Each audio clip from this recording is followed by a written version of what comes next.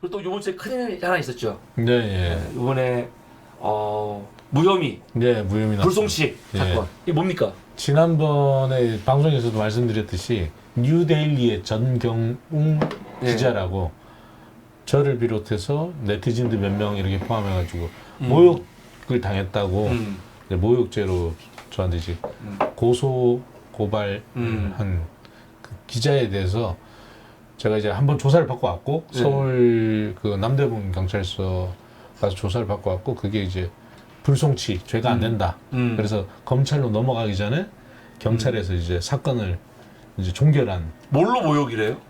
얼굴 이제 뭐 빨간색 칠하고 뭐 이제 자기를 시화했다. 그림 그렸다 이렇게? 예.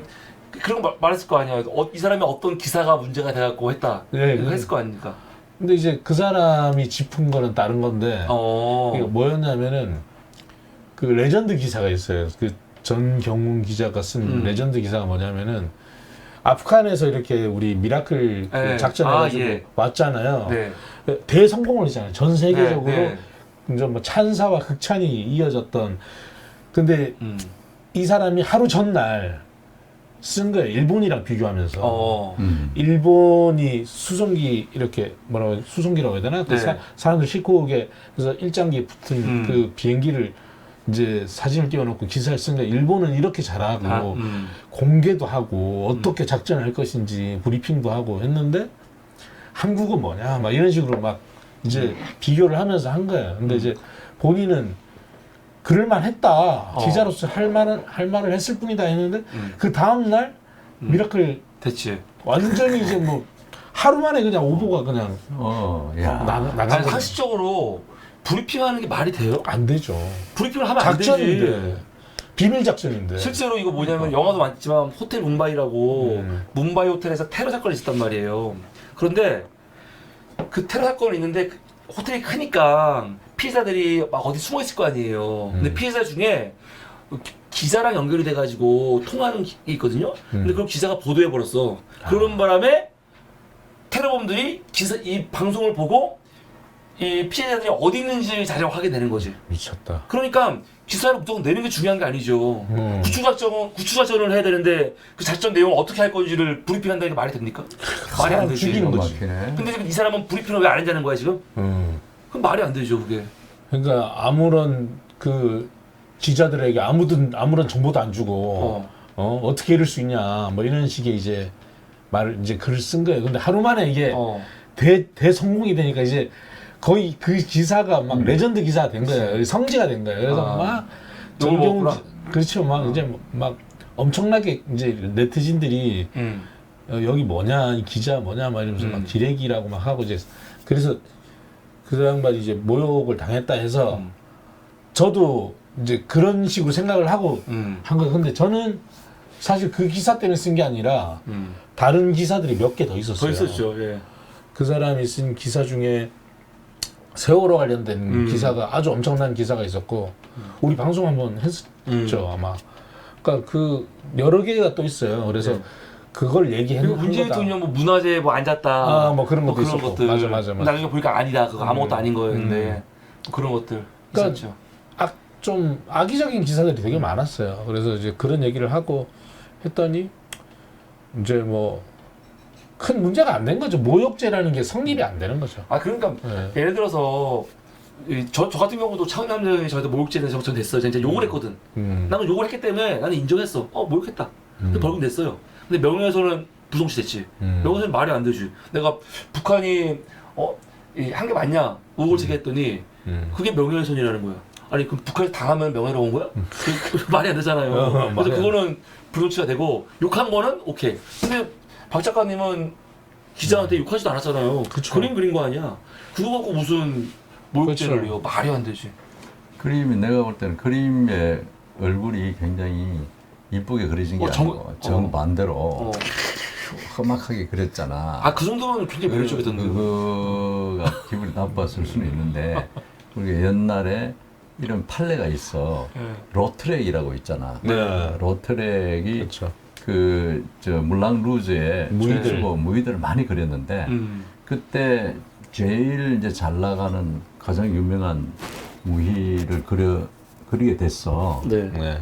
근데 이쁜 여자야.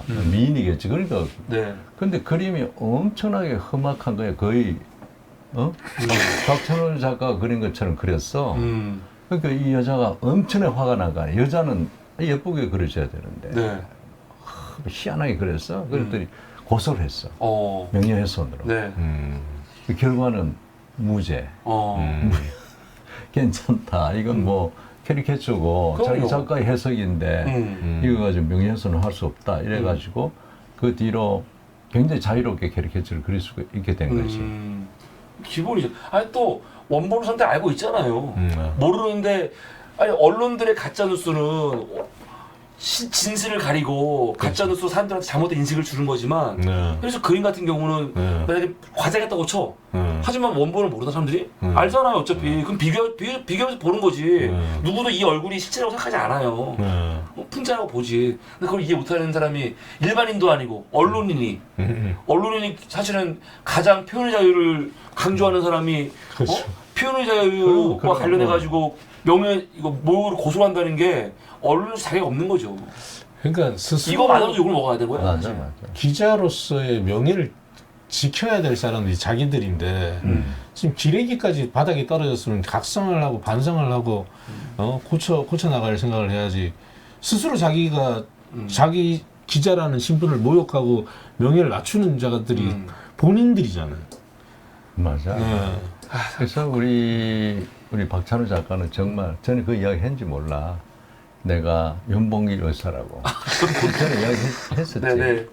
그만큼 전 그렇죠. 세계적으로도 나는 본 적이 없어. 기자 개인을 그 언론사의 논조나 또 뭐 이런 것들을 그 고발하거나 비판한 적이 있죠. 기자 개인의 얼굴까지 그려서 이 사람 이런 소리를 했다는 걸 비판한 적은 난 본지를 못했어. 못한데 사상 초유의 세계적인 작가를 우리는 같이 있는 거야. 네. 여기서 정준호 대표님의 유행어 부끄럽습니다. 그래서 이 모욕죄는 불용시됐다. 네. 그 뉴스까지 드리고 그리고 네. 하나 더 뉴스가 있습니다. 네, 그러니까 하나 더.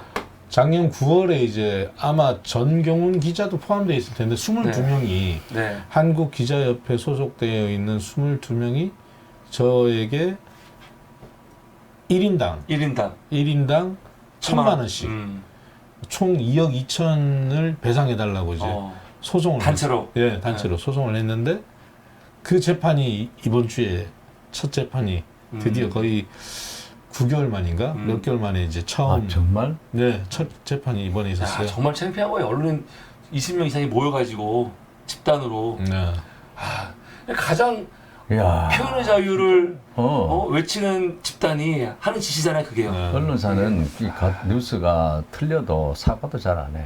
네. 안 하죠. 안 하고 그냥 뭉개고 넘어가는 거야. 표현의 자유, 언론의 자유. 근데 그럴 수가 있나? 그러니까요. 언론사의 길이 남을 사건입니다. 그러니까요. 네. 이거 오히려 진짜 이건 역사에 남겨야겠네요. 네. 한 명 한 명 이름을. 해외에서 한번 실어주면 좋을 것 같은데. 대단한 것 같아요. 한국의 언론 현실. 네, 그래서 우리 오늘은 박재동의 만평 한국사 하기 전에 우리 두 예술인 분의 한 주에 대해서 얘기했습니다. 그럼 지금부터